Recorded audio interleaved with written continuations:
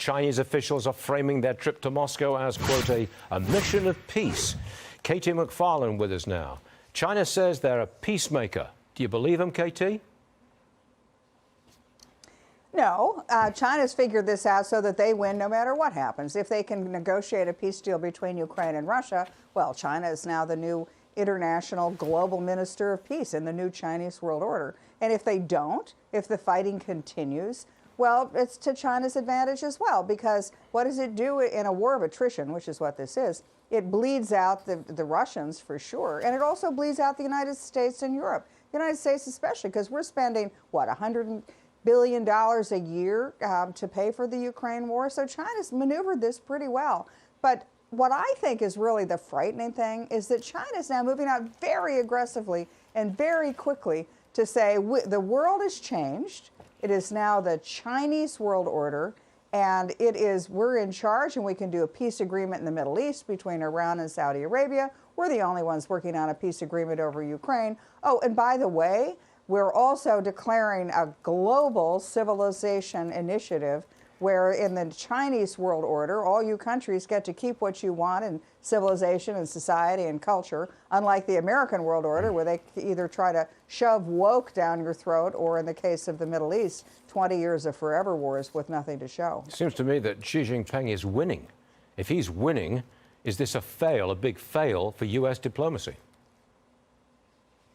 Yeah, it's a huge fail. I mean, I think these are really dark days that no one in Washington seems to be worried about. You know, the Chinese have positioned themselves in such a way where they're telling the world, look, we're the future. America's the past. America's in decline. Come with this new Chinese world order, and here's what we'll give you. We'll build you a 5G internet. We'll give you an infrastructure where you can have it dominated by artificial intelligence, which we'll provide.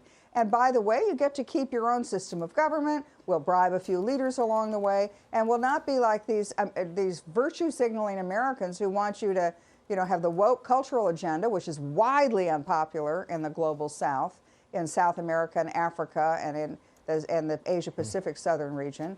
And the Chinese, you know, they're making a lot of really strategically smart moves.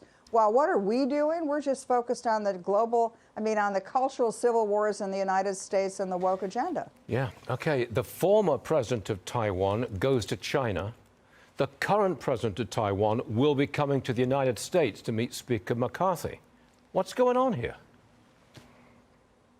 Well, a couple of things. A lot of this is for domestic Taiwan politics. Is the former leader of Taiwan, he's had a more pro-China policy, accommodation with China policy. The current president of Taiwan has a different policy. Hers is independence of Taiwan. Taiwan's a sovereign nation state. So while the Taiwan current president is going to the United States, Beijing is scrambling. They want to have the former president come to China. Now, he's not supposedly going to meet with Xi Jinping. He's on a cultural visit. But the symbolism is very important, because they're trying to show that Taiwan isn't all in for Taiwan independence, that there are two different wings of Taiwan. And also what it shows to the globe is, look, we still got our ideas and our ambitions in Taiwan, and we're going to achieve them over time. Who would have thought a new world order led by China? Who would have thought? I mean, good Lord. Katie, it's dramatic stuff, and it's dark days indeed. I agree with you there. Hope to see you again soon. Katie McFarlane. Thanks very much. Thank you, Stu. All right.